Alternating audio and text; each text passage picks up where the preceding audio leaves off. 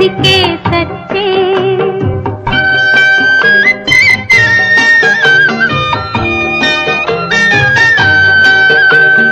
खुद रूठे खुद मन जाए, फिर हम जोली बन जाए। झगड़ा जिसके साथ करे, अगले ही पल फिर बात करे। झगड़ा जिसके साथ करे, अगले ही पल फिर बात करे। इनको किसी से बैर नहीं, इनके लिए कोई गैर नहीं। इनका भोलापन मिलता है सबको बाह पसारे। बच्चे मन के सच्चे, सारे जग की आँख के तारे। ये वो नन्हे फूल है जो भगवान को लगते प्यारे। बच्चे मन के सच्चे।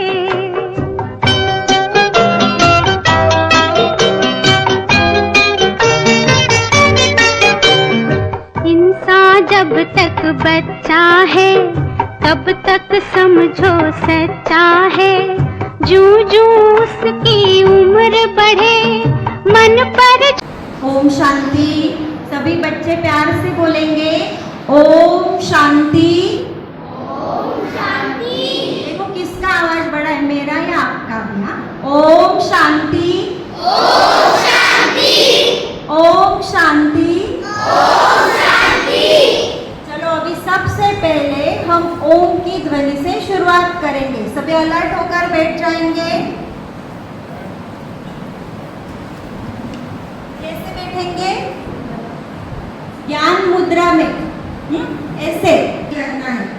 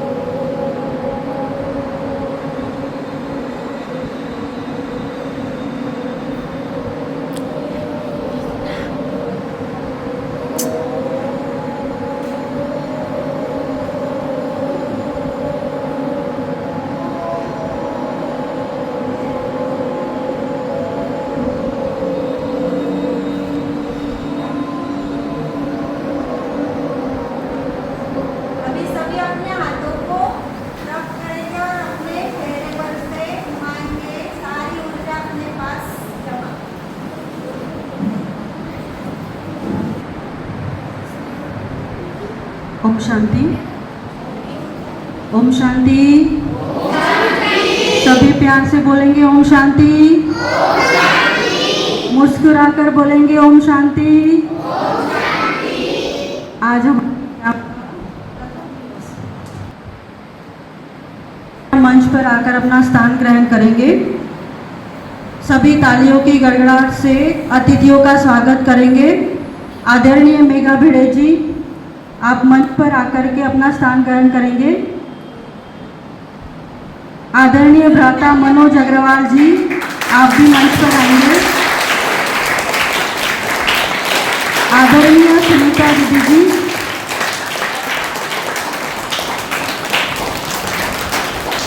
आदरणीय सुनीता दीदी जी, आप भी मंच पर आकर अपना स्थान ग्रहण करेंगे।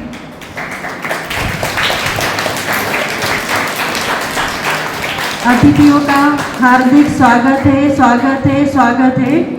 जोरदार करतल ध्वनि से स्वागत करेंगे।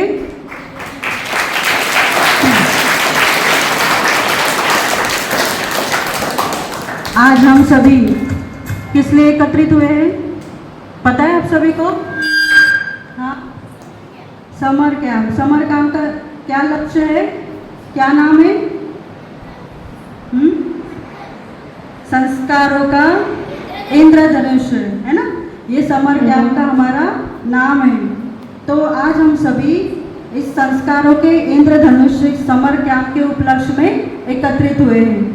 यह समर कैंप केवल मनोरंजन नहीं है, लेकिन अच्छे संस्कारों को, नैतिक मूल्यों को और आत्मविश्वास को, जीवन के कौशल्य को विकसित करने का एक सुंदर प्रयास है।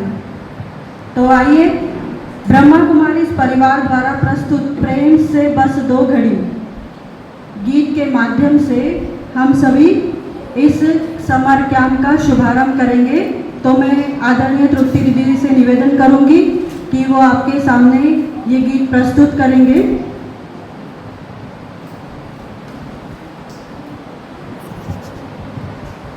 सभी बच्चे हाथ जोड़कर बैठेंगे और मेरे पीछे पीछे सबको ये गीत गाना है। ये प्रभु स्मृति का गीत है। आज की शुरुआत हम भगवान की स्मृति से करेंगे। हाथ जोड़ो, आंखें बंद कर लीजिए।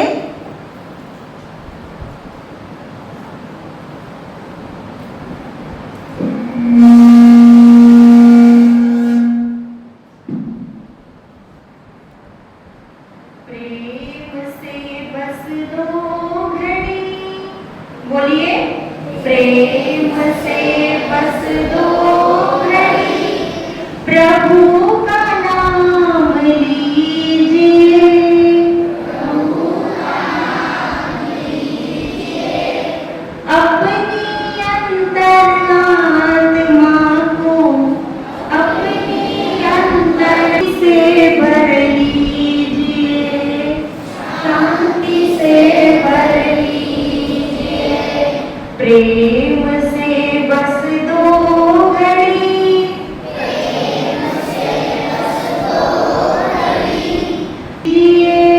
प्रभु का नाम लीजिए, अपनी अंतरात्मा को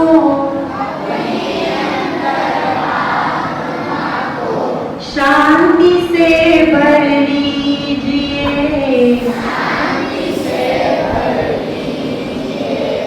मानव जीवन में जैसे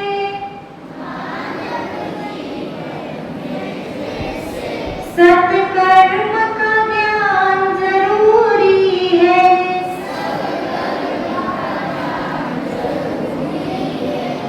हर कर्म से पहले प्यारे प्रभु का, हर कर्म से पहले प्यारे प्रभु का वैसे ध्यान जरूरी है,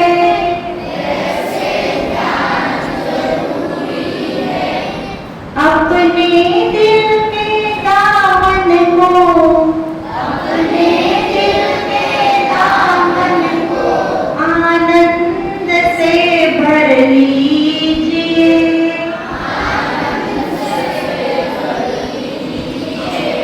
आनंद से भर लीजिए,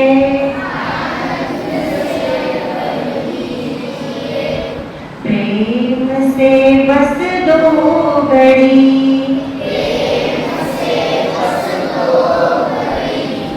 जीवन की अनमोल घड़ियां,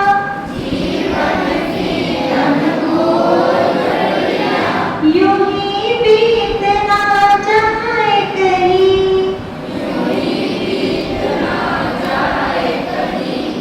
मायावी जंजीरें मन को,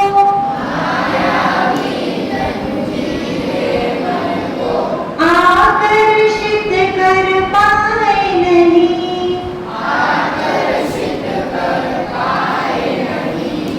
दीप जलाकर ज्ञान का, दीप जलाकर ज्ञान का मन को रोशन कीजिए,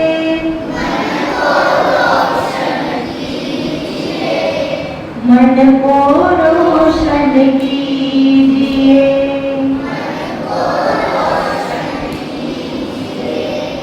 प्रेम से बस दो घड़ी,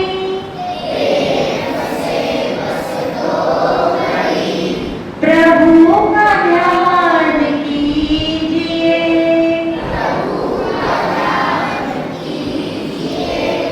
अपनी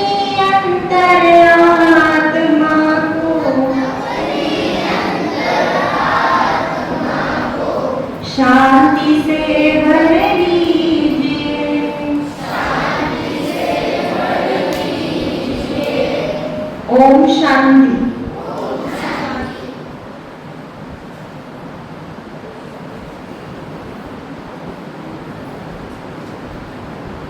अतिथियों का सम्मान करना हमारी श्रेष्ठ परंपरा है। तो इस परंपरा का निर्वहन करते हुए मैं आज बहनों से निवेदन करती हूँ कि हमारे प्यारे अतिथि, सम्मानीय अतिथि, देवतुल्य अतिथि, इनका स्वागत हम फूल और पुष्प द्वारा करेंगे। सभी अपनी अपनी जगह पर खड़े होकर करतल ध्वनि से स्वागत करेंगे। बहुत शांति से, प्यार से।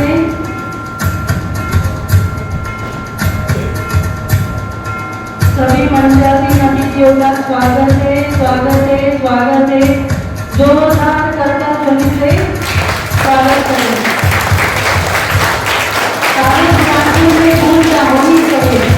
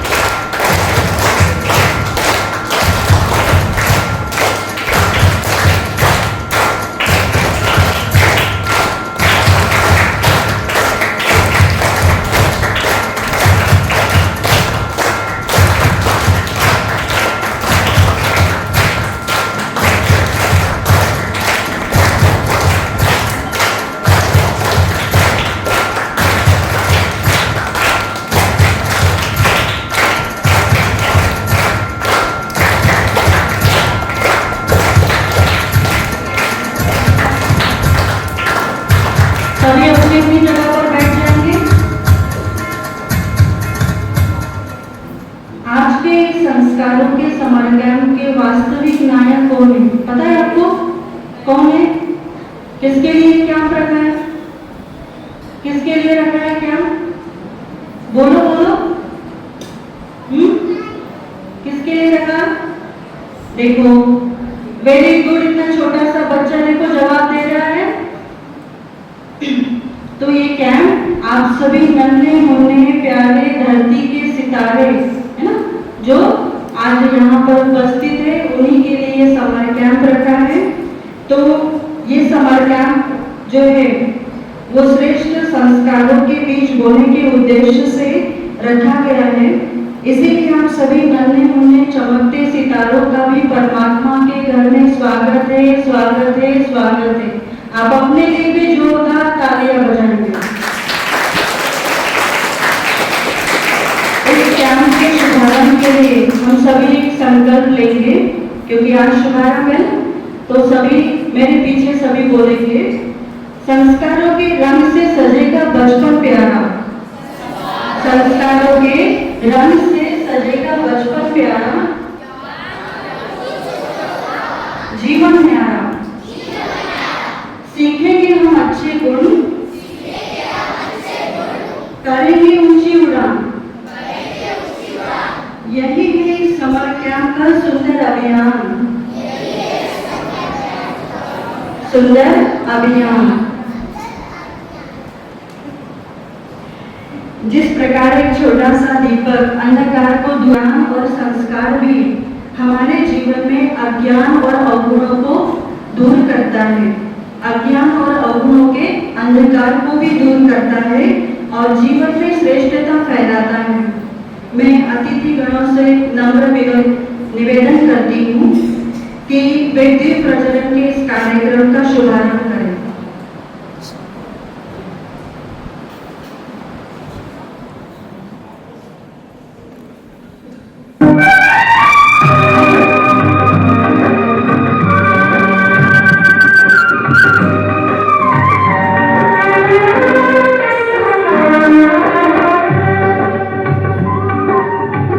जोत में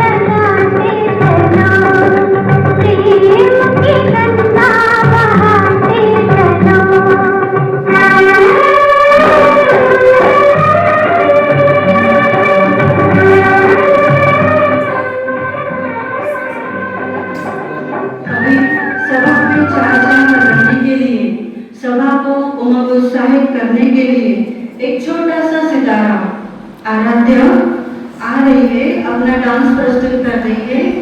गीत के बोल है इतनी सी हंसी इतनी सी खुशी।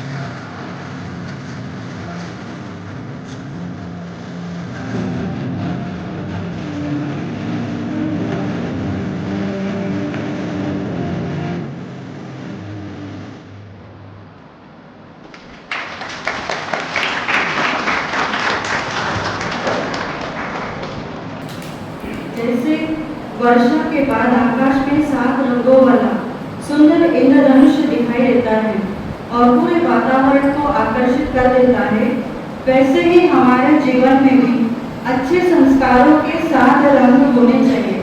और जब ये 7 रंग हमारे व्यक्तित्व में समा जाते हैं, तब हमारा जीवन खुशियों से, सफलताओं से और श्रेष्ठता से भर जाता है।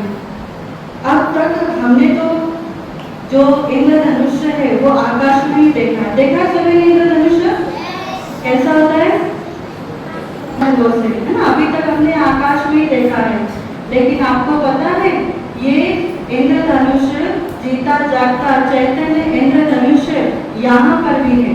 कभी मिले हैं इनसे? जानते हो कौन है इंद्रधनुष्य?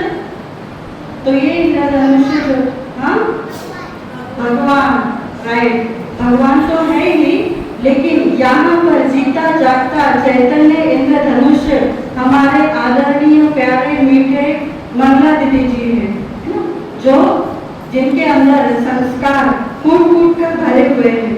दीदी जी का जीवन एक सुंदर संदेश है जो हमें प्रेम, शांति, खुशी, पवित्रता और आत्मविश्वास के मार्ग पर चलना सिखाता है।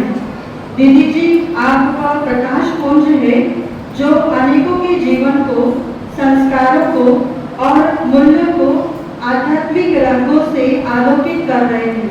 तो दीदी जी से भी हम जरूर मिलेंगे क्योंकि 3 दिन का ये समर कैंप है।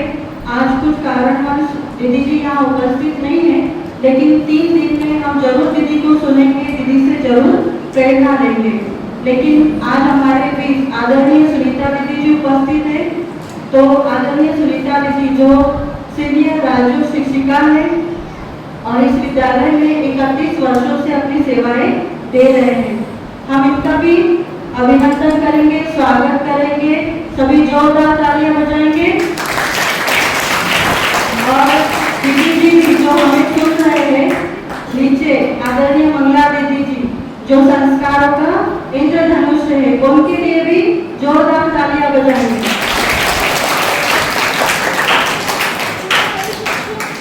अभी बहुत समय न लेते हुए मैं अपने अतिथि जो हमारे सम्मुख है आज के इस पावन अवसर पर,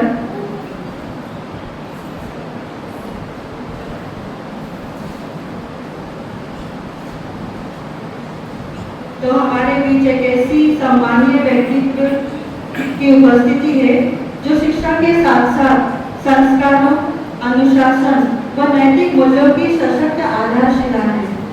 आप आशा निकेतन स्कूल की प्राचार्य हैं। आप भी 5 मिनट में इन नन्हे मुन्ने सितारों प्रति कुछ मार्गदर्शन करें। आदरणीय बहन मेघा भिड़े जी।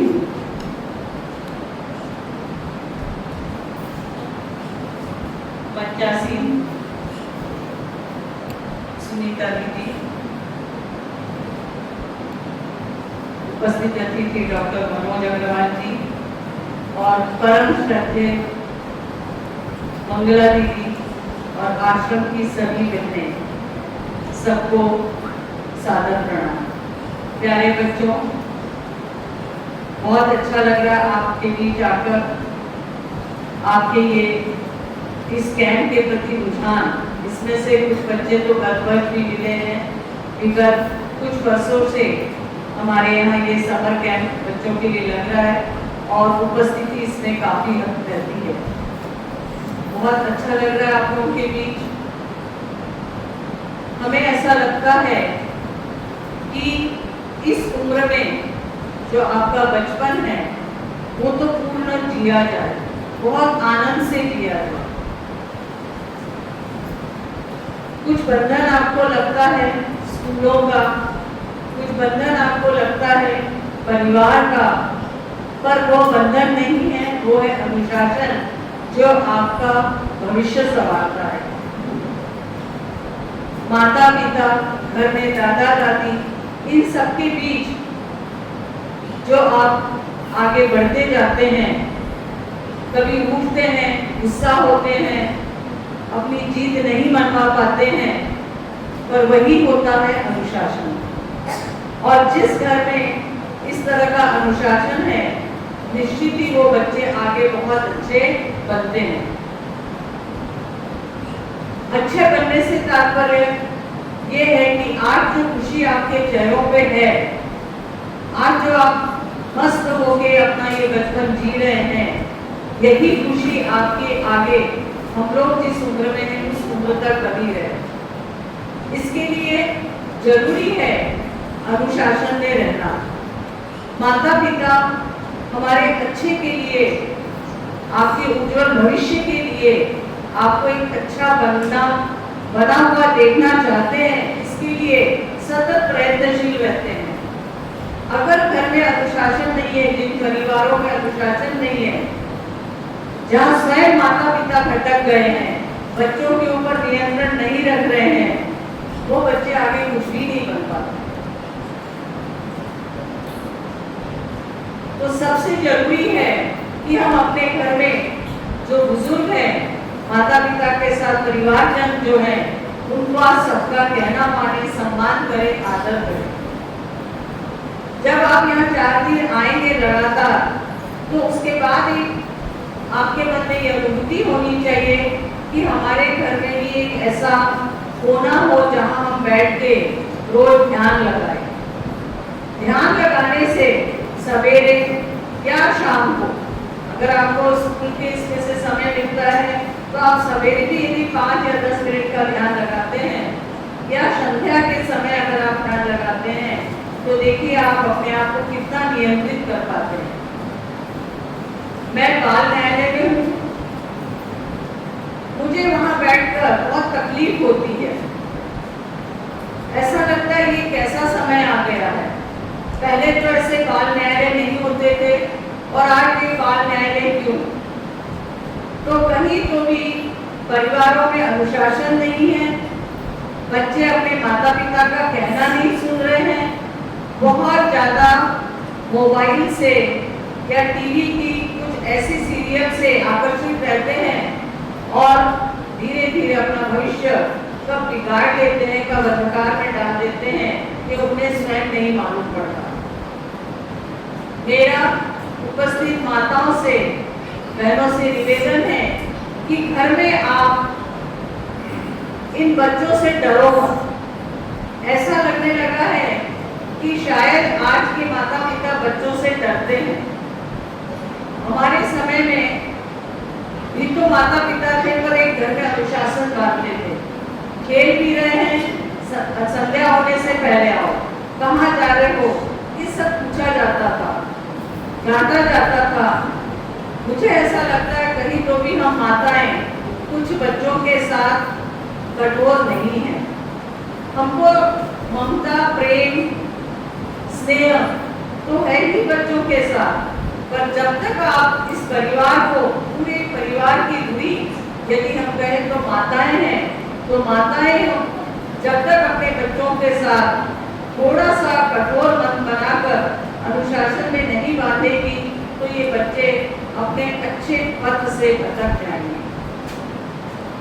बहुत आवश्यक है कि हम सबसे पहले बच्चों को सोशल मीडिया से दूर करें, और उसके लिए आवश्यक है कि हम स्वयं भी उससे बचे रहें। हर थोड़ी देर बाद हम घंटों, यानी 15-20 मिनट ऐसा बनाएं जिससे शाम को हम सब एक जगह पर बैठे ध्यान लगाएं, कोई भजन कीर्तन गाए, तो बच्चों में अपने आप स्वयं कुछ संस्कार निर्मित होंगे, एक अच्छे सकारात्मक विचार उनके दिमाग में आएंगे। आज पता नहीं क्यों इतने बच्चे क्रोधी स्वभाव के हो गए हैं कि वो बड़ों का सम्मान भी नहीं करते, बात बात पे उठ जाना, अपनी जिद मनवा लेना, ये सब बातों से हमको इस उम्र के ही बच्चों को क्या करना है, संस्कार में लाना है, अनुशासन में लाना है। वरना हम देख रहे हैं कि एक उम्र के बाद बच्चे इतने भटक गए हैं, और ईश्वर न करे कभी भी किसी बच्चे को गलत आदतों के कारण पुलिस थाने का या माता पिता को पुलिस थाने के चक्कर लगाने का, वो एक बहुत ही विकट समस्या का समय होता है, दिन होता है। इसलिए उससे बचने के लिए अपने बच्चों पर पूर्ण निगरानी रखो, और भले उनको कुछ समय के लिए गुस्सा आता है, आने दो, पर बाद में धीरे धीरे वो आपकी आदतों में ढल जाएंगे और एक अच्छा जीवन जिएंगे। वास्तव में वो दिन बहुत कड़वा होता है, बहुत ही कड़वा होता है कि जिस दिन कोई घटना घट जाती है और हम परेशान हो जाते हैं, बच्चे का भी जीवन तबाह हो जाता है। तो थोड़ा सा कानून की जानकारी हर माताओं को होनी चाहिए। अगर आप मोबाइल पे बैठ रहे हैं तो बच्चों से संबंधित क्या क्या कानून है, क्या क्या जागरूकता है, और घर में संवाद बढ़ाएं, बच्चों के साथ बातचीत करें, बच्चों को इन चीजों का ज्ञान दें। बहुत आवश्यक है। क्या है, बच्चा कुछ बातें जानता नहीं है। छोटे छोटे बच्चे आज वास्तव में देखा जाए तो गरीब परिवार रहे ही नहीं है। हर परिवार संपन्न है और छोटे छोटे बच्चों को गाड़ियां दिला दी जाती है, नहीं जानते कि इसके लिए किस उम्र में लाइसेंस है। अपने घर गाड़ियां एक बच्चा कॉन्फिडेंस से चला रहा है, आप उसको दे रहे हैं। हम लोगों ने इसमें संशोधन करके यही बोला है कि इसकी सजा यदि बच्चे के कारण किसी बड़े का कोई दुर्घटना होती है, एक्सीडेंट होता है और वो व्यक्ति लाख, 1.5 लाख, 2 लाख चाहे जितनी भी इसकी मेडिकल इसमें चपेट में आ जाता है, इसलिए जरूरी है कि बच्चे को तो कोई सजा नहीं है तो उनके माता पिता से दंड वसूला जाए, फाइन लिया जाए और ये अब कानून में आ गया। तो इसलिए आप लोग ध्यान रखें कि बच्चों को जब तक उनका पिंक लाइसेंस नहीं बनता है, 16 वर्ष से कम उम्र के बच्चों को गाड़ी ना दें। हम भी छोटी मोटी जरूरतों के लिए हाँ ठीक है ले जा गाड़ी, ये जल्दी से लेकर आ, इन बातों की ओर ध्यान। वो ट्रैफिक में सामने की कई परिस्थितियों पर जब सफल नहीं होते हैं, घबरा जाते हैं तो दुर्घटना का शिकार होते हैं, चाहे उसमें बच्चे को लग सकता है या किसी अच्छे व्यक्ति को भी परेशानी आ सकती है। तो ऐसे कई अधिनियम है, एक्ट है जिससे बच्चों को हम क्या कर सकते हैं, बचा सकते हैं, सुरक्षित रख सकते हैं। एक सभी को शायद ध्यान है नहीं पर आप लोग जरूर पढ़िए, एक पॉस्को एक्ट है, protection of children from sexual harassment. आज हम देखते हैं कि बहुत ही कम उम्र में बच्चे इस मोबाइल के कारण कुछ गलत आदतों में पड़ जाते हैं और उन गलत आदतों का परिणाम बच्चों के जीवन पर बहुत ही बुरा पड़ता है। वो जो अधिनियम है उसमें बच्चों को सजा है, बच्चे का पूरा ही जीवन एक तरह से खराब हो जाता है। आप सोचिए ये कितनी ऐसी स्थिति आ रही है कि हमारे कोर्ट में भीड़ बढ़ती ही जा रही है। तो हमको कानून का ज्ञान होना जरूरी है, बच्चों से संबंधित कानून उनको बताए जाए। जैसे बचपन से हम बताते हैं बाहर चलिए, रेड सिग्नल, ग्रीन सिग्नल, तो वैसे ही इनके जीवन के उपयोग में आने वाले, आगे बहुत विस्तार से तो नहीं बताना चाहूँगी, भविष्य में कभी समय आने पर और बताऊंगी, पर बहनों से पिताओं से निवेदन है कि बच्चों के जो संबंधित कानून है, बाल अधिकार तो जरूर बताइए, पर और भी जो बच्चों से संबंधित कानून है और विशेष तौर से ये पॉस्को एक्ट है, क्योंकि इसमें 2 पार्ट है, एक 14 वर्ष के बच्चे के लिए है और 14 से ऊपर के जो बच्चे इस तरह का अपराध करते हैं उनके लिए सेशन कोर्ट में ही केस या ट्रायल होता है। तो आप लोग ऐसे विषयों को आपके मोबाइल पे देखिए। हम आपको माताओं को, पिता को मोबाइल से दूर नहीं कर रहे हैं, पर ये कहना चाह रहे हैं कि संबंधित विषयों को आप देखिए, बच्चों से संवाद बढ़ाइए। प्राय घर में बच्चों से संवाद नहीं बढ़ाते, पिता अपने ऑफिस कार्य के लिए लैपटॉप या मोबाइल पे बैठे हैं, माँ अपना उसमें पसंद का देख रही है और बच्चे भी एक कोने में मोबाइल लेकर बैठे हुए। घर में संवाद की स्थिति खत्म हो गई और संवाद की स्थिति न होने से वो बच्चे अपनी बात किसी के सामने रख नहीं रहे हैं। क्या परेशानियां आ रही हैं उनको उनको मालूम नहीं है, बल्कि और उस मोबाइल से गलत बातें सीख कर बाहर उसका बहुत गलत उपयोग हो रहा है। तो सभी से निवेदन है, बच्चों से भी निवेदन है कि मोबाइल पे डिस्कवरी चीजें देखिए, मेडिकल लाइन साइंस की चीजें देखिए जो आपके आम जीवन में उपयोग में आने वाली है। जैसे हम सवेरे से उठकर शाम तक कई वस्तुओं का उपयोग करते हैं, यानी हम मार्केट से जो चीजें लाते हैं तो हम क्या हो गए, उसके कंज्यूमर, उपभोक्ता हो गए। तो उपभोक्ता नियम क्या है, उपभोक्ता का कानून क्या है, ऐसे जब आप बच्चों को आदतें डाल देंगे, घर में भी ऐसी चस्पा कर देंगे तो इन बच्चों पर निश्चित ही इन चीज़ों का असर होगा और ये बच्चे अच्छे बच्चे बनेंगे। पढ़ाई के साथ साथ इनका ये चीज़ों में ज्ञान बढ़ाना अत्यंत आवश्यक है।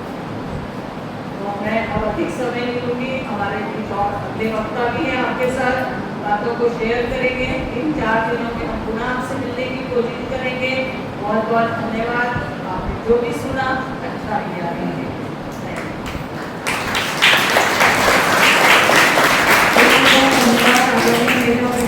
आपने कुछ शब्दों में ही लेकिन बहुत छोटी छोटी बातों से बच्चों को अवगत कराया। आज के इस विशेष अवसर पर हमारे बीच एक ऐसे विशिष्ट अतिथि भी बने रहे जो समाज को नशा मुक्ति और डिजिटल डिटॉक्स, डिजिटल सर्विलेंस का संदेश देने के लिए समर्पित है। आज के इस समय में नशे की लत और मोबाइल, इंटरनेट तथा सोशल मीडिया का अत्यधिक उपयोग हमारे जीवन को प्रभावित कर रहा है, तो आपका मार्गदर्शन हम सभी के लिए अत्यंत महत्वपूर्ण है।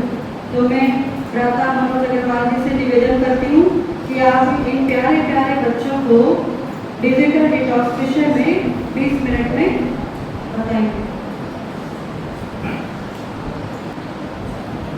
परम श्रद्धेय सुनीता दीदी, हमारे पीछे अतिथि के रूप में श्रीमती मेघा भिड़े जी, सभी आश्रम की दीदियाँ, मेरे समक्ष वरिष्ठ समाजसेवी उमा कपूर जी, संध्या कपाने जी, सभी मातृशक्ति और सभी बच्चे, आप सभी का बहुत बहुत आभार व्यक्त करता हूँ कि आपने मुझे यहाँ पर बुलाया अपनी विषय बात करने को। देखो दीदी ने अभी ये इसको नाम दिया है संस्कारों का इंद्रधनुष। क्या नाम दिया है?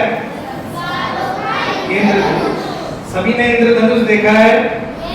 इंद्रधनुष कब निकलता है पता है आपको? जब यार धूप भी कड़क रहती है और बारिश भी जोरदार, तालियां बजाएं सब लोग।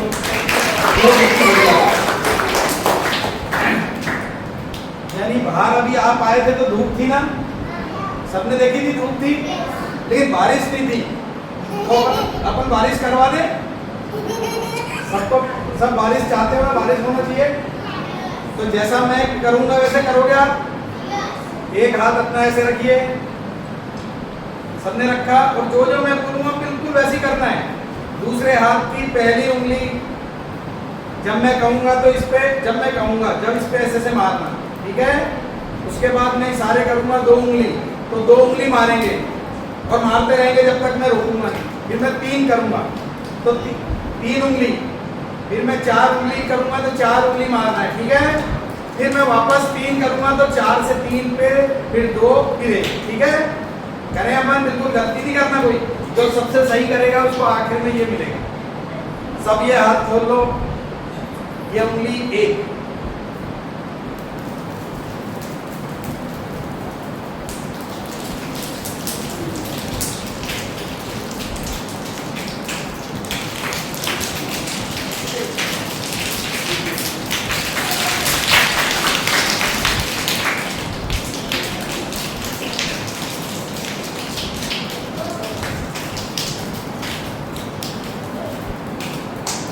बारिश की बूंदे आई थी, बारिश की बूंदे सुनी थी सबने अभी? आई थी ना बारिश की बूंदे? आ जाओ, ये देखो धीरे धीरे बारिश की बूंदे तेज हुई और फिर अपने धीरे हो गई। तालियां बजाओ सब।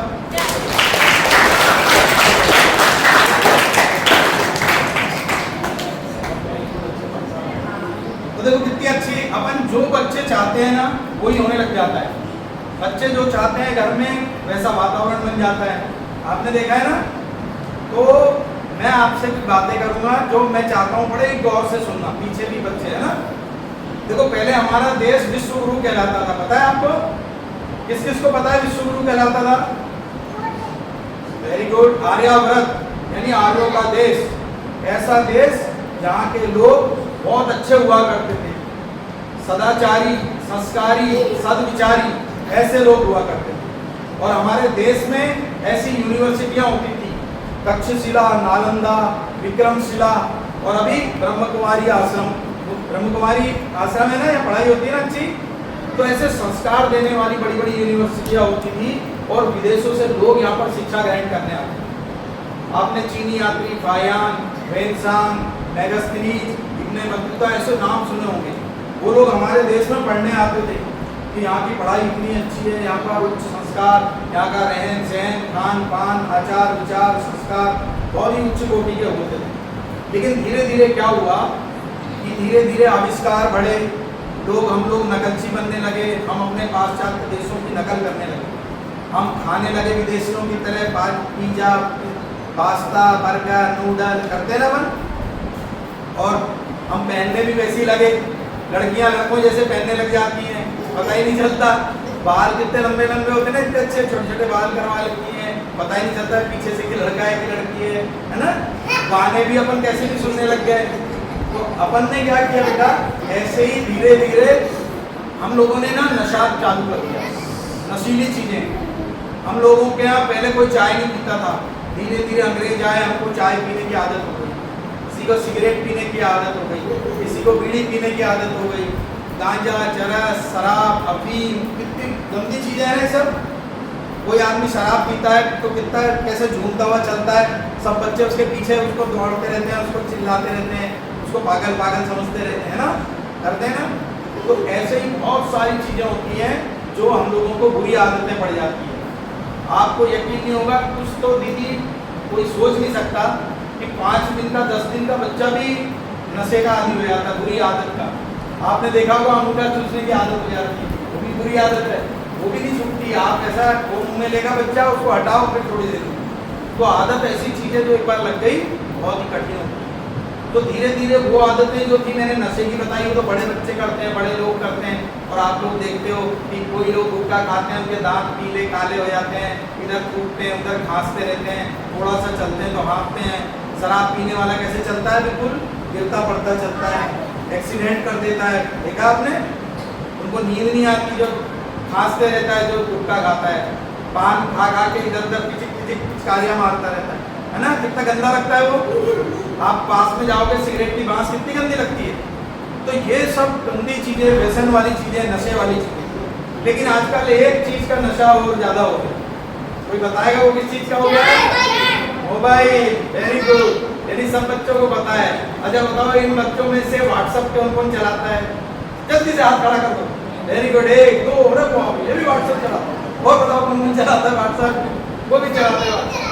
हाँ ये नहीं चलाती है। अच्छा फेसबुक कितने लोग चलाते हैं? फेसबुक। अच्छा रील कौन कौन देखता है बैठे बैठे रील? सच बताना, जितने भी सब हाथ खड़े कर दो जिस चीज ने देखी, सब रील देखते हैं। वेरी गुड, सब ईमानदार है। अच्छा वेरी गुड, पानी बसते रहते हैं। अच्छा तो बेटा बैठ जाओ, अभी आप हाथ ऐसे। हाँ बेटा, अच्छा ये अब मैं आपसे कुछ बातें करूँगा, वो गौर से सुनो, है ना, सुननी पड़ेगी ना। देखो ये जो कोई भी चीज, जब विज्ञान पहले अपने पास ये मोबाइल नहीं हुआ करते, है ना, तो कोई आविष्कार कोई अच्छी चीज के लिए होता है ना। पहले जमाने में इतनी बड़ी बड़ी लाइटें नहीं होती थी, लोग क्या करते थे, कैंडल जलाते थे, लालटेन जलाते थे, फिर धीरे से लाइट आई। अपने पास माइक जो थे पहले नहीं होते थे, अब माइक है तो ज्यादा दूर तक लोग सुनते हैं, है ना। अपने पास ऐसी चीजें जो साइंस देती है अच्छे कामों के लिए देती है ना, लेकिन हम उसका उपयोग, हमारे ऊपर है कि हम उसका उपयोग गंदा करें कि अच्छा करें, है ना। अच्छा करना चाहिए ना। अब अपन ने दिया जलाया यहाँ पर, तो माचिस से अपन ने दिया जलाया ना, कितना अच्छा लगा।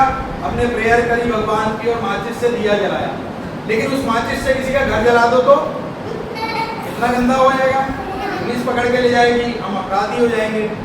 एक अपना घर में अपना बर्थडे होता है तो बर्थडे पे अपन केक काटते हैं, चाकू से काटते हैं ना, काटते हैं चाकू से केक, कितना अच्छा लगता है, सब तालियां बजाते हैं, है ना। लेकिन उस चाकू से अपन किसी की गर्दन काटे तो पुलिस पकड़ के ले जाएगी और मारेगी बहुत ज्यादा, ठीक है ना। तो एक चीज का उपयोग अपन अच्छा भी कर सकते हैं और उसका बुरा भी करते हैं, लेकिन हमें हमेशा अच्छा उपयोग करना है। मम्मी सब्जी बनाती है तो सब्जी में नमक डालती है तो कितनी अच्छी सब्जी लगती है ना, स्वाद लगती है। और नमक बहुत ज्यादा डाल दे तो कैसी लगेगी, अच्छी नहीं लगेगी। तो अपन अगर मोबाइल दिन भर लगाए, दिन भर अपन रील देखेंगे तो वो अच्छा है क्या? वो तो वही बात हो गई कि उसमें नमक खूब सारा डाल दिया। तो इसलिए हमको हर चीज का उपयोग बड़ी सावधानी से करना चाहिए। ये मोबाइल, इससे बेटा हम अपनी पढ़ाई कर सकते हैं, अपने चाचा ताऊ दादा दादी अगर बाहर रहते हैं हम उनसे बात कर लेते हैं, वीडियो कॉल कर लेते हैं, अपने एग्जाम का फॉर्म भर लेते हैं, हम बिजली का बिल भर लेते हैं, हम बैंक का काम कर लेते हैं, हम ट्रेन की टिकट उससे बुक कर लेते हैं। तो हजारों काम ऐसे हैं जो इसने मोबाइल ने हमें अच्छे दिए हैं। लेकिन उतने ही इसके दुष्परिणाम भी हैं। छोटे बच्चे क्या करते हैं कि उनको सुबह आँख खुली तो वो सबसे पहले क्या करेंगे, भगवान का नाम नहीं लेंगे, सबसे पहले उनको मोबाइल दिखता है। ये जो बड़े बच्चे पीछे बैठे हुए हैं जिनके फेसबुक और व्हाट्सएप अकाउंट है, ऐसे ही होता है ना बेटा, सुबह उठते ही सबसे पहले नोटिफिकेशन इंस्टा पे क्या आया, कितने लाइक्स आए, कितने कमेंट्स आए, है ना। तो हम सबसे पहले जब हाँ ये तो अच्छी गुड बात है। तो सबसे पहले बच्चे क्या करते हैं मालूम है, आँख खुलती है ना, ऐसे से आँख मलते हैं और मोबाइल लेते हैं और मोबाइल पे बैठे रहते हैं। मम्मी कहती बेटा नहा ले, अभी थोड़ी देर बाद, अभी थोड़ी देर बाद, और वो 1 घंटे तक रील देखते रहते हैं। रात में जब सोते हैं तो हाथ में मोबाइल, मम्मी कहती है बेटा सो जा सो जा, लेकिन वो बच्चा सोता नहीं, कहता नहीं थोड़ी देर बाद थोड़ी देर बाद। वो रात में देर से सोता है, फिर सुबह देर से उसकी आँख खुलती है। आँख खुलेगी तो उसका सर दर्द होगा, उसकी नींद पूरी नहीं हुई है, आंखें जलेंगी, जलती है ना। और स्कूल जाने का टाइम होगा तो उसका मन नहीं लगेगा, स्कूल में भी जाएगा तो उसको याद ही नहीं रहेगा। टीचर पढ़ाएंगी तो अपना दिमाग वहीं चलेगा, ऐसा है वैसा है ना। तो धीरे धीरे अपना क्या होता है, हमारा शरीर इससे खराब होने लग जाता है, हमारी आंखें खराब हो जाती हैं, आंखों में सूखापन आ जाता है। बेटा मैं डॉक्टर हूँ, मुझे मालूम है इतने छोटे छोटे बच्चे आते हैं हमको कि डॉक्टर साहब ये आँखें सूख रही हैं, इसमें ऐसा होता है, पानी गिरता रहता है, ये होता है, बच्चे को नींद ही नहीं आती है, ये चिड़चिड़ा रहता है, ये आजकल तनाव में रहता है। आप सोचो आपके पास मोबाइल है और आपका दोस्त गया कश्मीर घूमने और उसने कश्मीर की फोटोएं डाली कि कश्मीर में मैं बर्फ में खेल रहा हूँ, ये कर रहा हूँ, तो आपको मन में क्या आएगा कि देखो उसके मम्मी पापा तो कश्मीर लेके गए, मेरे मम्मी पापा नहीं लेके गए। अगर एक दोस्त ने कोई नई गाड़ी ली है, वो अगर नई गाड़ी दिखाएगा तो आपको लगेगा कि मेरे पास गाड़ी नहीं है। तो बच्चा तुलना करने लग जाता है और वो अपने माँ बाप को जो बेचारा लाचार रहता है उससे चिढ़ने लग जाता है। क्या पापा आपने मुझे गाड़ी नहीं दिलाई, उसके पास इतनी बढ़िया गाड़ी है, आपने मुझे मोबाइल नहीं दिलाया, उसके पास वो मोबाइल है, आपने मुझे घुमाने नहीं लेके गए। धीरे धीरे क्या होता है, रिश्ते खराब होते हैं, आप चिड़चिड़ापन होता है। आपको मम्मी कह रही है बेटा ये पढ़ाई कर ले और आप खेल में लगे तो आपको उस समय बुरा लगता है, आप कहते हो नहीं मम्मी जबरदस्ती डिस्टर्ब कर, है ना। हाँ तो फिर क्या होता है, धीरे धीरे आप मम्मी से बहस करते हो और आप अपने पापा से बहस करते हो, इतना बुरा लगता है बेटा।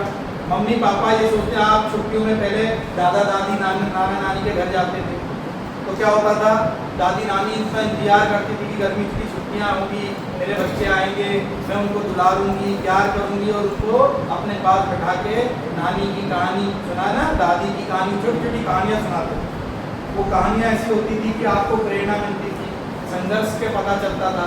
लेकिन अब क्या होता है, बच्चा एक कमरे में मोबाइल खा रहा है तो मोबाइल देखते देखते खा रहा है, पढ़ रहा है तो मोबाइल में कुछ भी रील देख रहा है, चल रहा है तो चलते चलते वो मोबाइल देखते देखते ठोकर खा रहा है। और दादा दादी नाना नानी सोचते हैं कब मेरे पास आए, वो बुलाते हैं कि आजा बेटा मेरे पास, तो बोलते नहीं मैं अभी खाना खा रहा हूँ, अभी मैं ये कर रहा हूँ, अभी मैं मोबाइल चला रहा हूँ, मेरे पास टाइम नहीं। वो दादा दादी ऐसे मायूस से हो जाते हैं। एक छोटी सी बच्ची ने अपने पापा को बोला कि पापा आपको, बोले आप दुनिया में सबसे ज्यादा आपको प्यारा क्या है, तो बोले पिताजी ने बोला बेटा तुम बड़ी होकर क्या बनो। पिताजी ने अपनी बेटी को क्या बोला कि बेटी बताओ तुम बड़ी होकर क्या बनो। तो बच्ची ने मालूम है क्या कहा कि मैं बड़ी होकर मोबाइल बनूं। आप सोचो, तो पापा को बड़ा आश्चर्य हुआ। पापा बोले कि कोई बोलता है कि मैं डॉक्टर बनूंगा, मैं इंजीनियर बनूंगा, मैं नेता बनूंगा, मैं जज बनूंगा, तो ये बच्ची ने मेरे को ऐसा क्यों कहा कि मैं मोबाइल बनना चाहती हूँ। तो बोले पापा अपने घर में सब मोबाइल से बहुत प्यार करते हैं, सब मोबाइल के पीछे आगे पीछे दौड़ते रहते हैं। पापा जब आप आते हो ऑफिस से, घर में तो आते ही आप मोबाइल उठाते हो, मम्मी आती है काम खत्म करके तो मोबाइल में लगी रहती है, मेरे बड़े भैया आते हैं खेल के तो वो भी मोबाइल में लगे रहते हैं, सब मोबाइल के आसपास रहते हैं, मोबाइल सबको उतारा है, तो मैं मोबाइल बनना चाहता हूँ। आप सोचो उस बच्ची के मन में कि उसको मोबाइल घर में कितनी इम्पोर्टेंस होगी। आज अगर एक कमरे में 4 लोग हैं तो चारों बेटा एक टेबल पे, अपन पहले टीवी देखते थे सारे लोग बैठ के देखते थे, है ना, एक ही कमरे में, और अब एक कमरे में 4 कोने में, इधर मम्मी मोबाइल चला रही है, इधर पापा मोबाइल चला रहे हैं, इधर भैया चला रहा है, इधर बहन चला रही है, चारों आपस में बातें नहीं कर रहे हैं और मोबाइल में लगे हुए हैं। बोलते ना आजकल के बच्चे आटा कम और डाटा ज़्यादा खा रहे हैं। हमें बच्चों को स्मार्ट बनाना था और हम क्या बना रहे हैं, मोबाइल स्मार्ट बन रहा है, स्मार्ट मोबाइल, स्मार्ट सिटी, लेकिन बच्चा स्मार्ट नहीं बनता। हमें डिजिटल इंडिया बनाना है, हमें डिजिटल इंसान थोड़ी ना बनाना है कि छोटे छोटे लगा हुआ है उसमें। तो बेटा हमको जैसे चार्जर अपना एक मोबाइल है, अपन मोबाइल 10,000 का खरीदते हैं तो दूसरे दिन जाके 200-250 का उसका कवर खरीदते हैं। ये जो आता है ना गार्ड और कवर खरीदते हैं ताकि वो मोबाइल कहीं गिरे तो टूटे नहीं। लेकिन सोचो अपना शरीर, अपना जो ये जो सर है, कोई बोलेगा कि मैं 1 करोड़ रुपए दूंगा तो आप अपना सर दे दोगे क्या? कोई है ऐसा जो पैसे के बदले अपना सर दे देगा? लेकिन हम छोटी सी चीज़ है कि हेलमेट नहीं लगाते हैं, गाड़ी पे अपने पापा, अपने भाई, अपने चाचा चलाते हैं तो जो करोड़ों का जो सर है, करोड़ों का सर है, उस सर पे हम गार्ड नहीं लगाते और हम एक छोटा सा मोबाइल 5-10 हज़ार का, उसमें भी 150-200 का पहले ही दिन दूसरे दिन जाते हैं गार्ड लगाते। आज हमारी प्रायोरिटी बदल गई है। आज हमें ये सोचना होगा कि हम किस तरफ जा रहे हैं। आज हमारे मोबाइल फुल चार्ज रखते हैं हम, लेकिन हम कितने लेजी हो गए। मम्मी कहती था बेटा जरा पानी लेकर तो हम कर आए तो हमारा मन करता है दरवाजा खोलने का, बोलते हैं तो दरवाजा नहीं खोलते हैं क्योंकि मोबाइल में लगे रहते हैं। तो हमारा मोबाइल, हाँ यस, तो मोबाइल तो हम कनेक्ट करते हैं लेकिन अपने आप को हमने डिस्कनेक्ट कर दिया। मोबाइल हम फुल चार्ज रखते हैं लेकिन हम खुद इतने डिस्चार्ज हो गए हैं। हमको कोई नहीं बोलता है। पहले माँ बाप कहते थे दिन भर बच्चे खेलते थे, हम लोग दिन भर बाहर खेलते थे मैदान में, क्रिकेट, गिल्ली डंडा, बैडमिंटन, और मम्मी पापा ये कहते थे कि जाओ अंदर जाओ बेटा, दिन भर खेलते रहते हो, अंदर जाओ पढ़ाई करो। अब उल्टा हो गया, मम्मी पापा क्या बोलते हैं, बेटा थोड़ी देर तो बाहर जाओ, क्योंकि हम दिन भर मोबाइल में लगे रहते हैं, हमारे चश्मे का नंबर बढ़ते जा रहा है ना। वो सब चीज़ों आपको ये सब चीज़ें बेटा ध्यान रखना पड़ेगा।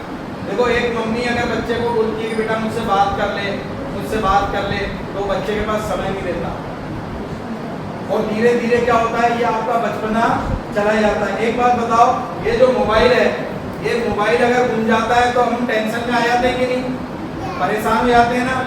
क्यों बेटा पीछे बताओ, अपना मोबाइल गिर जाता है तो हम कितना परेशान हो जाते हैं। अपना मोबाइल खो जाता है तो हम कितनी टेंशन में आ जाते हैं, बार बार ढूंढेंगे, इधर ढूंढेंगे, उधर ढूंढेंगे, बेचैन हो जाएंगे, परेशान हो जाएंगे। लेकिन आप सोचो हमारा बचपन जो खो रहा है, हमारे रिश्तों पर कोई ध्यान नहीं देता। ये बचपन अगर चला गया ना तो मोबाइल आपका वापस आ सकता है, नया मॉडल बन के आ सकता है। आपका ये मोबाइल खराब हो गया, नया मॉडल ले आओ, आपका पैसा जाएगा तो पैसा दूसरे दोबारा आ जाएगा। लेकिन अगर ये बचपन एक बार चला गया तो ये बचपन वापस नहीं आता।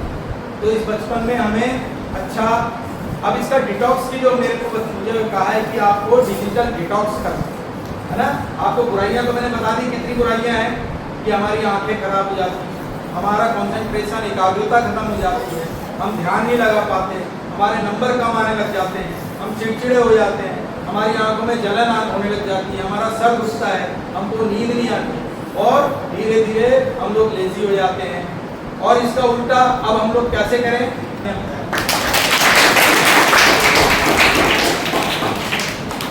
ये असल में भोपाल से आया है, मध्य प्रदेश से।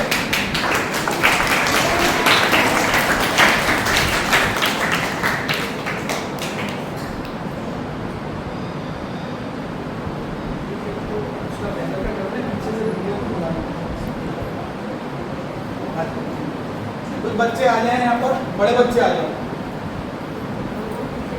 ये इसके है खास तौर पर बड़े बच्चे सब। एक नियम बनाओ हमें कि क्या करना है, इस मोबाइल का हमें कैसे उपयोग करना है।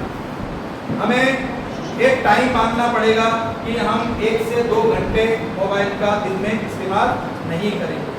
दूसरा, एक हमें ये करना पड़ेगा कि कुछ जगह घर में ऐसी हैं जहाँ पर हमें मोबाइल बिल्कुल इस्तेमाल नहीं करना, ले जाना भी नहीं। हमें अपने कहाँ पर बेडरूम में नहीं ले जाना, हमें जो डाइनिंग टेबल पे हम खाना खाते हैं वहाँ नहीं ले जाना, हमें पूजा घर में नहीं ले जाना, हमारे यहाँ कोई गेस्ट आए तब हमें नहीं ले जाना। इस तरह का हमको ये करना पड़ेगा। और क्या करना पड़ेगा, हफ्ते में एक दिन हमें डिजिटल फास्ट रखना पड़ेगा। यानी हमें एक दिन ऐसा, जैसे हम पूरे हफ्ते में एक दिन मोबाइल नहीं चलाएंगे और उसके बदले हम क्या करेंगे, हम अपने बड़ों के पास बैठेंगे, दादा दादी के पास बैठेंगे, उनसे कहानियाँ सुनेंगे, अपनी किताबें पढ़ेंगे, हम व्यायाम करेंगे, है ना, हम खेल कूद करेंगे बाहर जाके, लेकिन हमें मोबाइल नहीं चलाना। ठीक है, सबको समझ में आई? अब एक दूसरे को ना, जो आपके बाजू में बैठा है उसको ऐसे हिला के देखो, सो तो नहीं किया, जल्दी देखो अपने बाजू वाले को, ऐसे धीरे धीरे जोर से, जब कोई सोया तो नहीं है, बताओ पहले, उधर देखो, उधर पक्का नहीं सोया? हाँ, इसको नींद आई। अब इसको चलो, अब अपन एक एक्सरसाइज और करेंगे, फिर अपनी बात खत्म करेंगे, है ना। अब आपने पहले क्या करा था, बारिश लाए थे, अब जैसा मैं बोलूँ ऐसा करना है, मैं बोलूँगा सेम वैसी बोलना, ठीक है, पक्का। फिर मैं आपको फिर ये वाला चलो बोलो, हाँ हाँ हाँ हाँ, जितनी बार करो उतनी बार, है ना। दोबारा स्टार्ट करेंगे, हाँ हाँ हाँ हाँ हाँ हाँ हाँ हाँ हाँ हाँ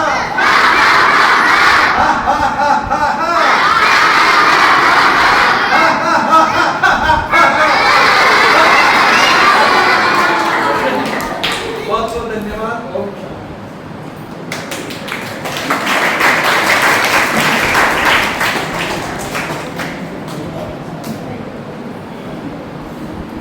बहुत बहुत धन्यवाद आदरणीय मनोज अग्रवाल जी।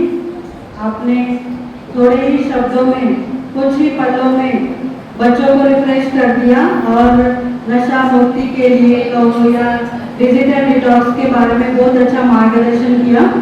अभी मैं प्रतिदिन दीदी से निवेदन करूंगी कि वो डिजिटल डिटॉक्स के विषय में सुंदर सकारात्मक विचार प्रस्तुत करेंगे एक कमेंट्री के द्वारा। अनुभव करना है, मुख से कुछ भी बोलना नहीं है। अभी पहले सभी आंखें बंद करेंगे, आराम से बैठ जाइए, आंखें बंद कर दिए। जो आगे के बच्चे आंखें बंद नहीं कर रहे उनको भी आंखें बंद करना है। अब मन ही मन सबको जो मैं बताऊंगी वो फील करना है। मैं बोलना किसी को भी नहीं है बेटा, मन ही मन अनुभव करना है, मुख से कुछ भी नहीं बोलना है। मैं एक प्यारी, शांत, शक्तिशाली आत्मा हूँ। मैं अपने मन को मोबाइल, टीवी और वीडियो गेम से थोड़े समय के लिए आराम दे रही हूँ। मैं महसूस करती हूँ कि मेरे हाथों में अभी कोई मोबाइल नहीं है। मेरा मन एकदम शांत और हल्का हो रहा है। मैं प्रकृति की सुंदरता देख रही हूँ। सुंदर फूल, खुशबूदार फूल, चहचहाते पक्षी, प्रकृति, हरी भरी घास, सब मेरे आंखों के सामने मुझे दिखाई दे रहा है। मुझे महसूस हो रहा है कि असली खुशी स्क्रीन पर नहीं है, बल्कि अपने परिवार, दोस्तों और अच्छे कार्यों में है।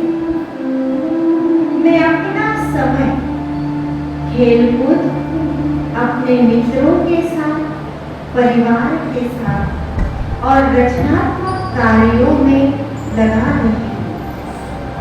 जब मैं मोबाइल का सही उपयोग करती हूँ तो मेरा मन एकाग्र रहता है, मेरी आंखें स्वस्थ रहती है और मैं अधिक खुशी महसूस करती हूँ।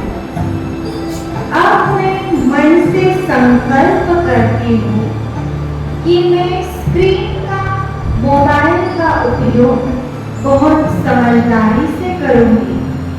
मैं हर दिन कुछ समय डिजिटल डिटॉक्स के लिए रखूंगी। मैं परिवार और मित्रों के साथ अधिक समय बिताऊंगी। मैं अच्छे संस्कारों से और प्रकृति से जुड़ी रहूंगी। अब मैं स्वयं को एक चमकता हुआ सितारा अनुभव कर रही हूँ। भगवान की शांति की और शक्ति की किरणें मुझ पर आ रही हैं। मैं शांत हूँ, खुश हूँ, संतुलित हूँ। अभी अपने दोनों हाथों को रखें और अपने मुख पर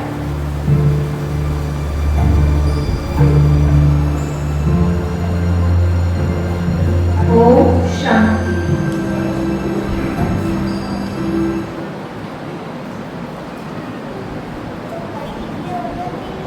अभी हम सभी समारोह के अंतिम चरण में पहुंचे हैं, तो मैं आदरणीय श्वेता जी से निवेदन करूंगी कि आप हमारे सम्मानीय अतिथियों को ईश्वरीय सौगात और ईश्वरीय प्रसाद भेंट करेंगे।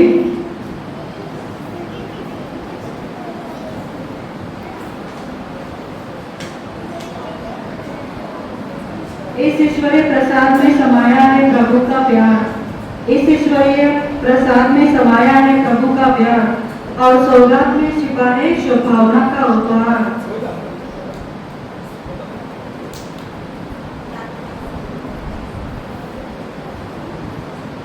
सभी तालियां बजाएंगे।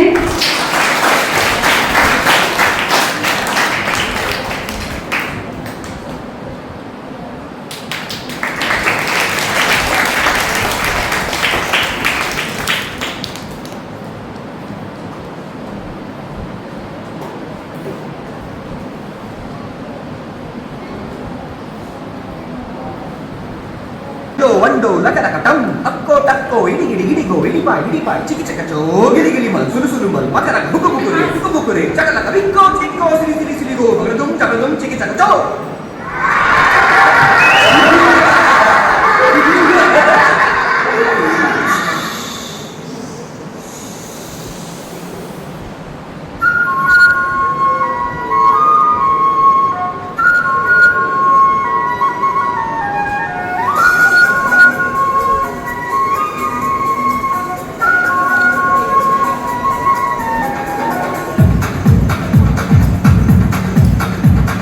देखो देखो क्या वो पेड़ है, चादर ओढ़े या खड़ा कोई।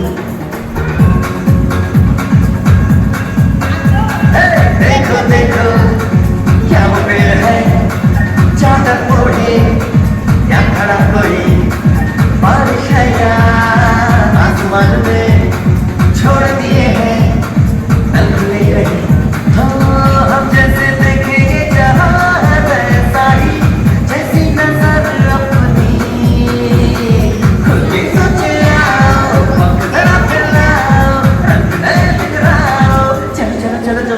खाब पुंडली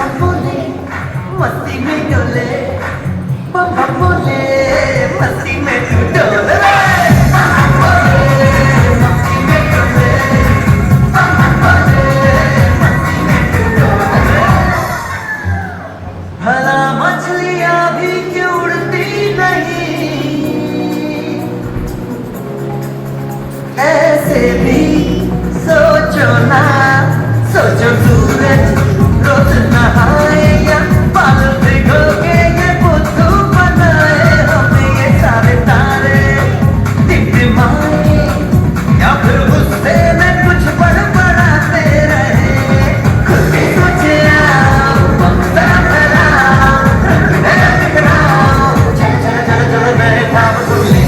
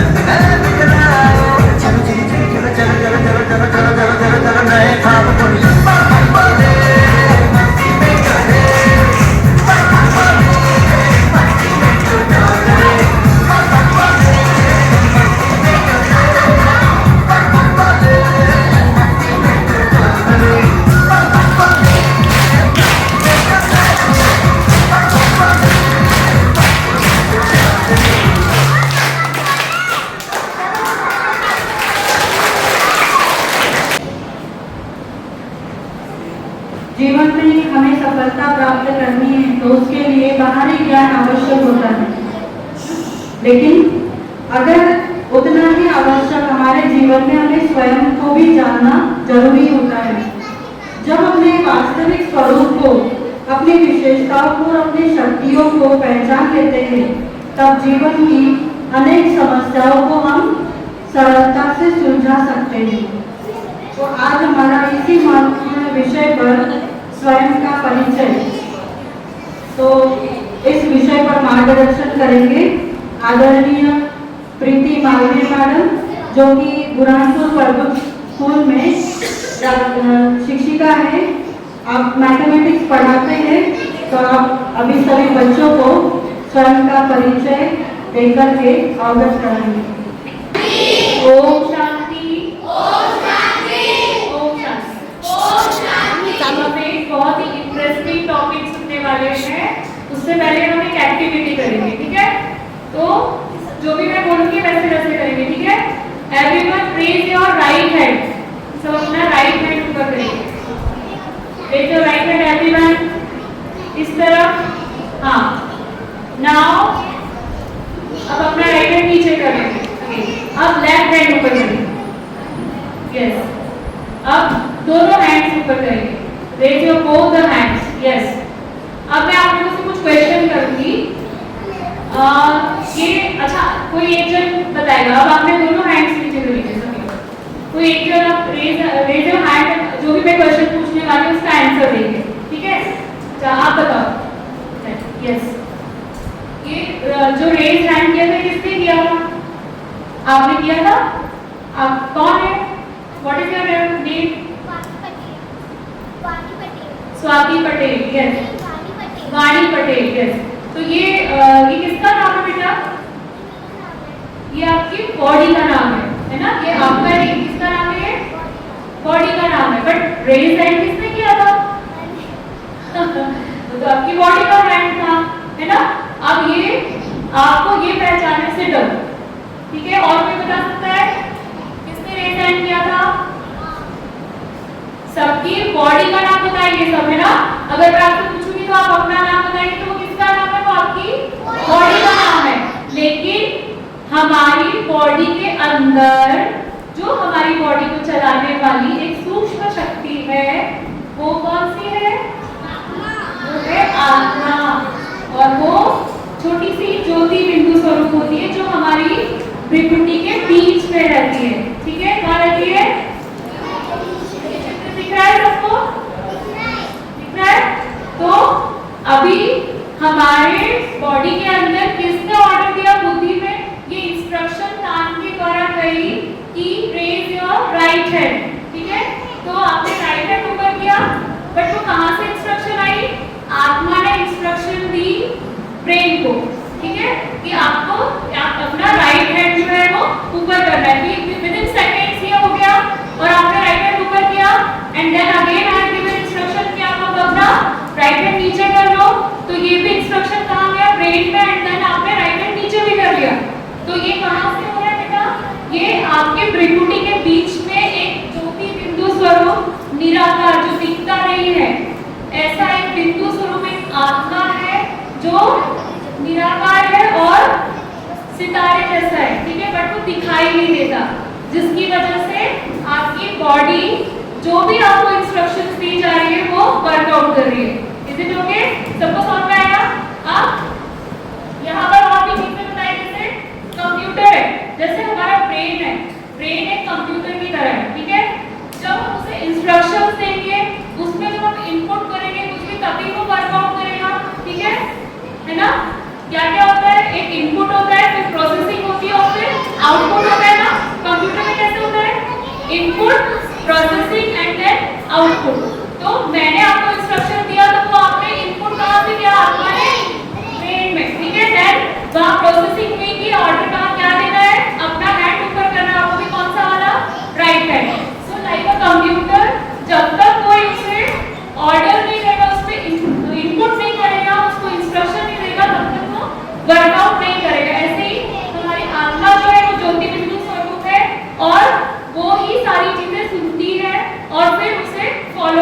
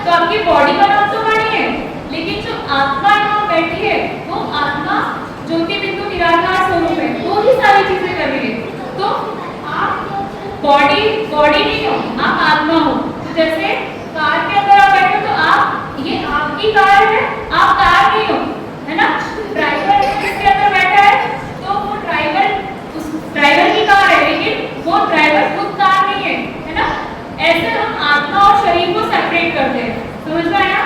अब जो आत्मा है उसकी 3 शक्तियां होती है, 3 सूक्ष्म शक्तियां होंगी, मन, बुद्धि और संस्कार। अब अपन इसको एक स्टोरी के रूप में सुनेंगे, ठीक है? मन क्या होता है, बुद्धि क्या होती है और संस्कार क्या होता है। अब देखो, जैसे एक बच्चा था, वो रास्ते पर चल रहा था। सब लोग सुनो ध्यान से सुनो। देखो, एक बच्चा था, वो रास्ते पर स्कूल से घर जा रहा था, ठीक है? तो उसको ना चलते चलते रास्ते में एक पर्स दिखा, किसी का पर्स नीचे पड़ा हुआ था, उसको वो दिखाई दिया, ठीक है? तो वो उसने उठाया, पहले उसने सोचा कि मैं उठाऊंगी नहीं उठाऊं, फिर उसने उठाया, उसे खोल के देखा, उसमें 500 रुपीज थे एंड कुछ पेपर्स थे, ठीक है? अब ये जो सोचने का काम है वो कौन कर रहा है? उस बच्चे के अंदर जो आत्मा है ना, वो सोच रहा है कि पहले तो सोचा उठाऊंगी नहीं, ठीक है? तो वो मन, जो आत्मा में जो सूक्ष्म शक्ति है, उसमें से जो मन है वो बहुत सारी चीजें सोच सकता है। जैसे हमें कोई भी विचार हमारे अंदर आ जाएगा, है ना? तो उसने वो पर्स उठाया, उसे खोल के देखा, उसके अंदर 500 रुपीज थे। तो उसके अंदर एक सेकंड को एक विचार आया कि यार ये 500 अगर मेरे पास आ जाते तो कितना मजा, मैं बहुत सारे चॉकलेट्स खा लूंगा, है ना? एक विचार आया, लेकिन फिर नहीं, फिर बुद्धि ने क्या बोला, नहीं ये गलत है ना? तो वो कहाँ हो रहा है, सब आत्मा के अंदर आ रहे हैं, सारे विचार कहाँ आ रहे हैं, आत्मा में, है ना? तो पहले मन ने सोचा कि यार ये ले लेना चाहिए, फिर नहीं, उसे क्या लगा, नहीं, बुद्धि ने बोला नहीं, निर्णय लेने की काम कौन करता है, बुद्धि करती है ना? तो बुद्धि ने कहा कि नहीं ये रॉन्ग है।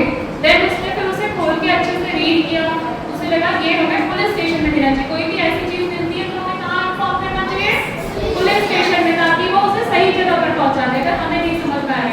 तो फिर उसने ये भी सोचा, तो वो उसके मन में सोचा। देन अगेन एक और चीज क्या सोची उसने कि अगर इसमें कुछ होगा, देखते हैं क्या लिखा है। वो अच्छा बड़ा बच्चा था, तो उसने देखा उसमें एड्रेस भी लिखा था किसी का, है ना? तो वो एड्रेस देखकर उसने ये सोचा कि ये तो मैं, जो एड्रेस अगर बहुत पास है तो मैं वहां जाके दे भी सकता हूँ। तो उसने क्या करा कि फिर उसकी बुद्धि ने डिसीजन लिया कि हाँ ये बिल्कुल सही रहेगा, ठीक है? मन में ये आया कि अब मैं पहले एड्रेस चेक करता हूँ, फिर बुद्धि ने निर्णय लिया कि हाँ ये बिल्कुल सही रहेगा, मैं एड्रेस चेक करता हूँ। फिर एड्रेस चेक किया और उसमें जो एड्रेस था उसके घर के बहुत पास ही था, है ना? तो उसने सोचा मैं खुद ही दे देता हूँ, और वो पर्स लेकर कहाँ गया, वो पहुंचा उस एड्रेस में जो उसके घर के पास ही था, और उसने नॉक किया एंड देन वो अंदर से जो भी आया वो बोला ये आपका पर्स जो है वो खो गया था, तो ये मुझे रास्ते में मिला, ठीक है?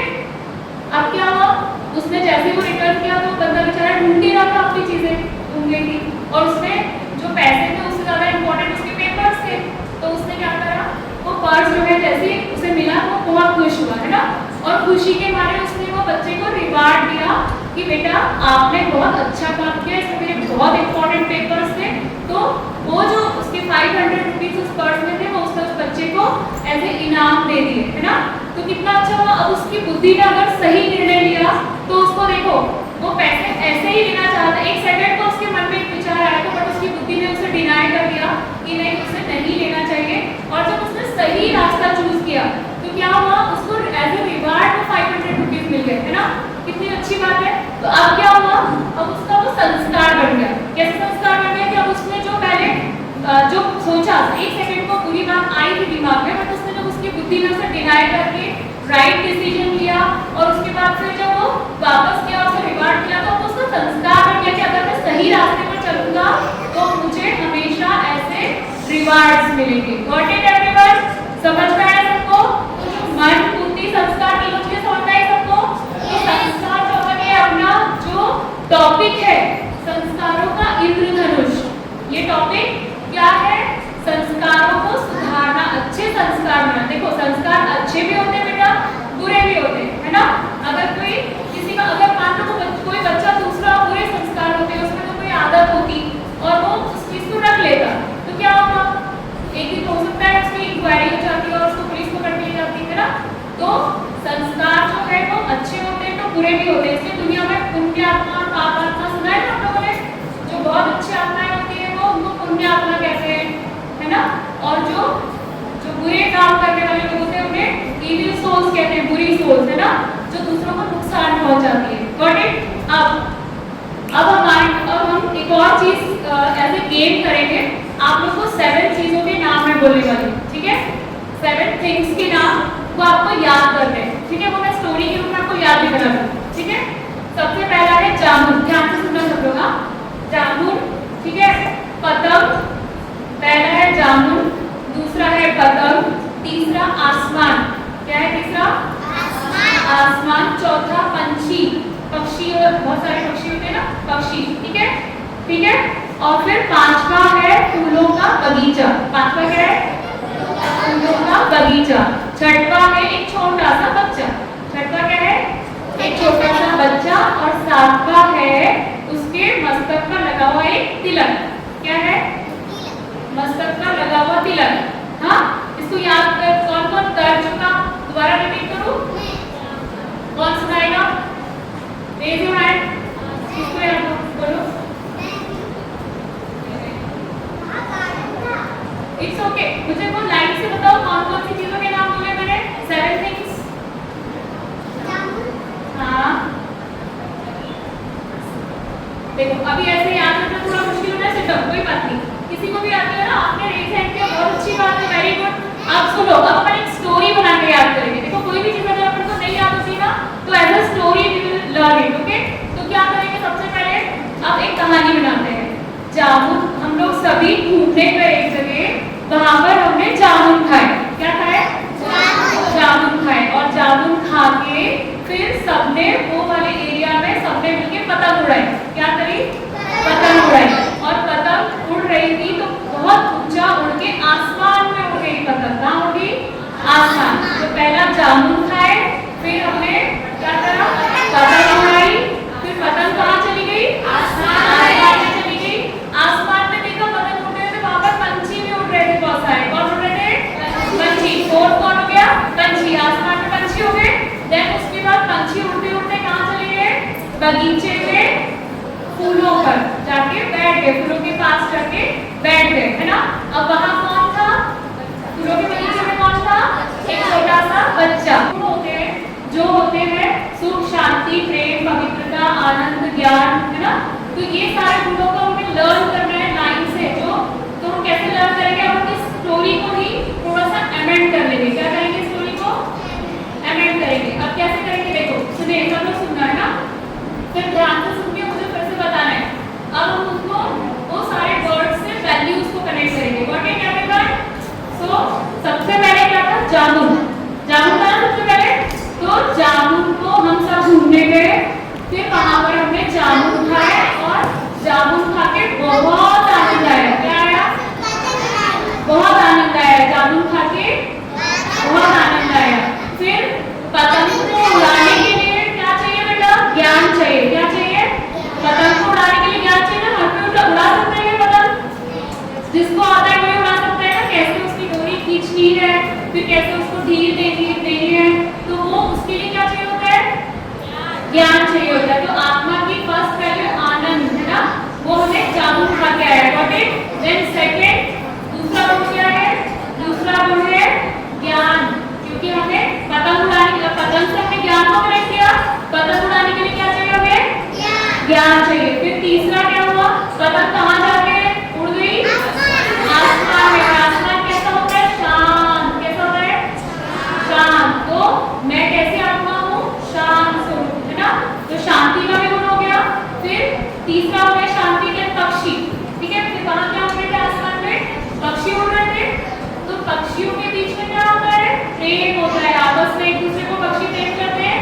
पक्षी छोटे बच्चे को प्यार से खाना खिलाता है उसे। तो पक्षियों के बीच में क्या था? क्या होता है? प्रेम। तो पक्षियों से क्या क्या रखेंगे? प्रेम। ये हमारा आत्मा का चौथा गुण है ना। सबसे पहले हमने आनंद, जामुन को आनंद से कनेक्ट किया, फिर हमें जामुन खा के क्या आया? आनंद, है ना। फिर पतंग उड़ाई, तो पतंग उड़ाने के लिए क्या चाहिए था? ज्ञान, है ना। फिर आसमान कैसा होता है? शांत स्वरूप। तो हमारी आत्मा कैसी रहती है? शांत स्वरूप। फिर चौथा पक्षी, पक्षी जो थे उनके बीच में आपस में बहुत प्रेम था। क्या था? प्रेम था। फिर पक्षी कहाँ उड़के जाके बैठे? फूलों के बगीचे में। और फूलों के बगीचे को देख के हमें क्या मिलता है? सुख मिलता है। क्या मिलता है? सुख मिलता है। तो फिर हमारा पांचवा गुण क्या हो गया? सुख, है ना। फिर छोटा सा बच्चा था ना बगीचे में, है ना। तो वो छोटा सा बच्चे के चेहरे पे रूहानियत थी। कैसे दिखते हैं? बहुत क्यूट दिखते हैं ना छोटे बच्चे। तो वो क्यों दिखते हैं? क्योंकि वो बहुत पवित्र होते हैं, उनका मन बहुत शुद्ध होता है, बहुत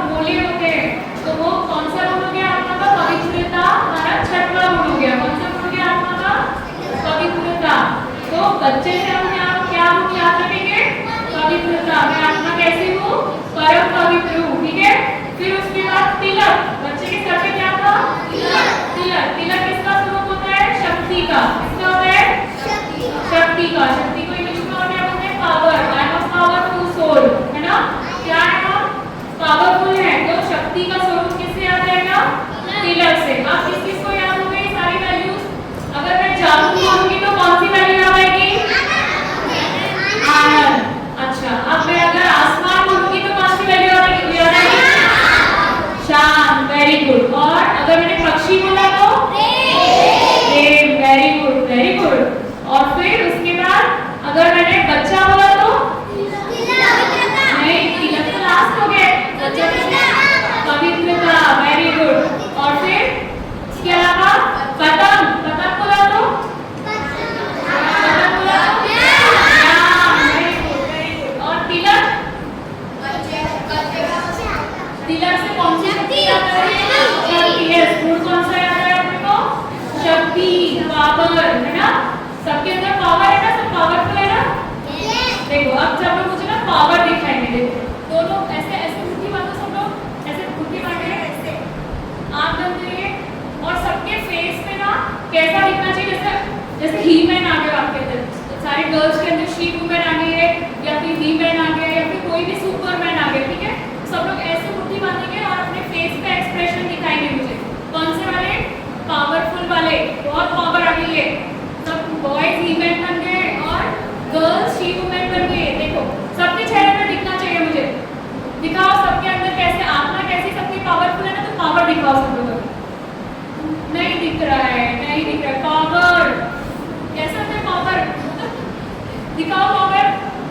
हाँ, तो पावरफुल। आप 5 बार ऐसा बोलेंगे, I am a powerful soul. सब बोलेंगे I am a powerful soul, I am a powerful soul. फिर से बोलो I am a powerful soul, I am a powerful soul, I am a powerful soul. अब आनंद कैसे दिखाएंगे? आनंद कैसे दिखता है चेहरे पे? आनंद कैसे दिखता है? मुस्कुराते, यस, खुशी से और मुस्कुराते हुए एक दूसरे की तरफ देखो। सबके चेहरे पे आनंद दिख रहा है क्या? सब अपने अपने साइड वाले बच्चे की तरफ देखो। सबके चेहरे पे आनंद दिख रहा है। मुस्कुराओ बहुत अच्छे से। सुख और आनंद दोनों कैसे दिखता है? अगर आप खुश हो तो कैसे दिखेगा? यस, मुस्कुराओ सब लोग देखिए। Very good. अब शांत सुख कैसे बनेंगे? सबकी आंखें बंद होनी चाहिए और शांति से बैठेंगे। बिल्कुल शांति से आंखें बंद, बिल्कुल आवाज नहीं आनी चाहिए। अब क्या बन गया अपन? I am a peaceful soul, है ना। आप सभी शांत स्वरूप आत्मा बने, है ना। तो ऐसे हमें पावर्स याद रखनी है। तो ये सारी वैल्यूज जो है हमारी आत्मा के बेसिक क्वालिटीज हैं, ठीक है। और इनके अपोजिट होते हैं जो विकार होते हैं बेटा, जैसे कि क्रोध एक विकार है, लोभ एक विकार है। जैसे अगर मैंने को स्टोरी सुनी तो अगर वो पॉकेट अगर वो अपने पास ही रख लेता तो क्या आ जाता? वो लोभ आ जाता, उसमें क्या आ जाता? लोभ। तो वो भी एक विकार है। क्रोध, गुस्सा करना एक विकार है। तो ये कब होता है? जब हम अपने आत्मा की बेसिक क्वालिटीज को भूल जाते हैं, तब हमारे अंदर ये विकार आते हैं। तो आगे और जो राजयोग जो यहाँ सिखाया जाता है बेटा, आगे की जो क्लासेस होंगी इसमें आपको ये बताया जाएगा कि कैसे हमें आत्मा अपने आप को समझना है, कैसे हमें अलग अलग शरीर अलग और आत्मा अलग कैसे समझ के चलना है और कैसे अपने अंदर वो क्वालिटी जो वैल्यूज है वो इनकलकेट करनी है, वो अपने अंदर लानी है, ठीक है। धीरे धीरे अपन मेडिटेशन भी यहाँ पे सीखेंगे और राजयोग के इंट्रोडक्शन मिलेगा तो उससे आपको समझ में आएगा। अब एक और चीज है, परमात्मा कहाँ रहता है बेटा? आत्मा तो हम सब हो गए और परमात्मा कौन है? सुप्रीम सोल कहाँ रहता है? भगवान कहाँ रहता है बेटा? ऊपर रहता है ना। भगवान सबको पता है, भगवान ऊपर रहता है, ठीक है। अब अपन एक एक्सरसाइज करेंगे, खड़े होके करेंगे, स्टैंड अप होके, स्टैंड अप एवरीवन। देखो अभी आपको जब मैं बोलूंगी आत्मा तो आत्मा यहाँ दिखाना है, ठीक है। और मैं परमात्मा बोलूंगी तो ऐसे ऊपर, ठीक है। तो जैसे जैसे मैं बोलती जाऊंगी वैसे वैसे ही करना है। आत्मा बोलूंगी तो आत्मा, परमात्मा बोलूंगी तो परमात्मा, ठीक है। चलो let's start. Everyone is ready? Yes. सो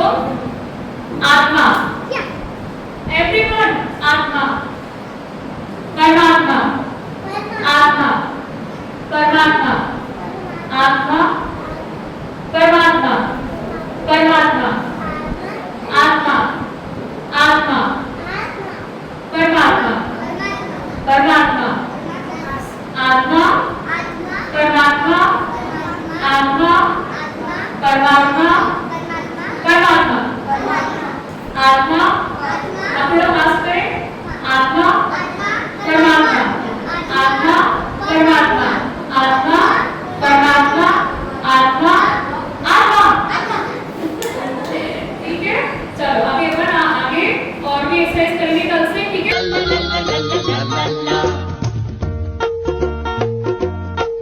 मैं शिवा